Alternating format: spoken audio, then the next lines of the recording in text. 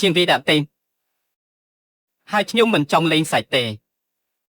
ខ្ញុំមិនបានលេងសាច់ជាមួយអ្នកទេបើលោកម្ចាស់មានចិត្តស្មោះត្រង់ហើយដើម្បីបានជាយកអាវុធទេរបស់តកខ្ញុំទៅធ្វើជាកម្មសិទ្ធិអាវុធទេចំកោសៀវតើមានភូស្តានអ្វីអាវុធទេនោះមានសាក់ឈ្មោះខ្ញុំលោកម្ចាស់សិនធានមើលតែមួយផ្លែតក៏ដណ្ដែរហើយដើម្បីបានជាស្លាកឈ្មោះអ្នកនៅលើអាវុធទេរបស់ខ្ញុំអាមនុស្សចូលទៅកោទៅសាសនានេះក៏ទៅជាខ្ញុំតែណាមែនមិនមែនទេខ្ញុំមិនឲ្យកុយដីអានកាន់បានមិនឲ្យអត់តិចកោសៀងមិនទេមិនថាទេទេបើអត់ខ្ញុំមិនអាចសាឡអពុយទេក្រៃបើខ្ញុំខកទៅចេញទេចិត្តគ្រប់គ្រាន់ហើយខ្ញុំខ្លាចថាបរោះចំណាក់នេះនឹងវាទៅវិញបើទេវាខ្ញុំស្លាប់ដល់បាក់ដៃមួយនោះខ្ញុំនឹងគ្មានប្រយោជន៍ទៀតទេដល់ពេលនោះខ្ញុំនឹងយំគ្មានទឹកភ្នែកទេ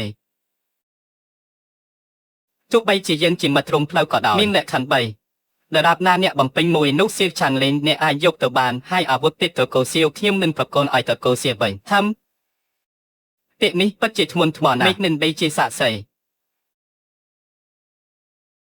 ខ្ញុំសូមសួរលោកម្ចាស់តើលក្ខខណ្ឌទាំង3នោះជាអ្វី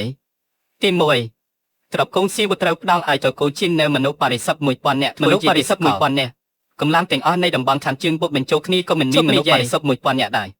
ហឹមចូលលក្ខខណ្ឌទី2វិញទី2ត្រកូលសៀវត្រូវផ្ដល់អាវុធទេ100 ដាមសើសេលោកម្ចាស់ចិនធានអ្នកមិនមែនកំពុងលេងសាច់ជាមួយជាងទេពិបាកណាស់ទៅត្រកូលបុរាណទាំង5អាចឈោជើងនៅតំបន់ខាងជើងបានគឺដោយសារតែមានអាវុធទេសម្រាប់ទប់ទល់លោកម្ចាស់ចិនធានហើយដើម្បីបានជាស៊ូដណ្ដឹងតើខ្ញុំដឹងយ៉ាងម៉េចលោកម្ចាស់ពិតជាដូច្នេះមែនមនុស្សបរិសុទ្ធក៏គ្មានអាវុធទេក៏គ្មាននោះនៅសល់តែលក្ខខណ្ឌចុងក្រោយមួយទៀតហើយលក្ខខណ្ឌចុងក្រោយរបស់លោកម្ចាស់ចិនធានបើវាឈួតដោយលក្ខខណ្ឌ2មកទៀតខ្ញុំសូមណែនាំលោកម្ចាស់ចិនធានគិតឲ្យបានល្អក្រែងលោកវាធ្វើឲ្យប៉ះពាល់ដល់មិត្តភាពរវាងតកូលចិននិងតកូលសៀវលក្ខខណ្ឌចុងក្រោយនេះសម្រាប់តកូលសៀវរបស់អ្នកគឺងាយស្រួលដូចបោះចេសៀវឆាន់លីងបានលួចអាវុធទេតកូលចិនរបស់ខ្ញុំអ្នកក្នុងនាមជាលោកម្ចាស់តកូលសៀវត្រូវទទួលខុសត្រូវមិនមែនទេធំ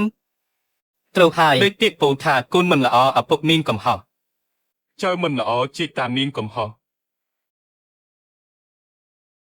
ឃើញលោកម្ចាស់មកសុំទូដៃផ្ទាល់ខ្ញុំរីករាយណាស់បាទអ្នកស្មោះត្រង់សុំទោសរឿងនេះនឹងត្រូវបញ្ចប់យ៉ាងម៉េចដែរសុំទូដៃស្មោះត្រង់យ៉ាងម៉េចលើកចំគុំចុះចំពោះមុខខ្ញុំ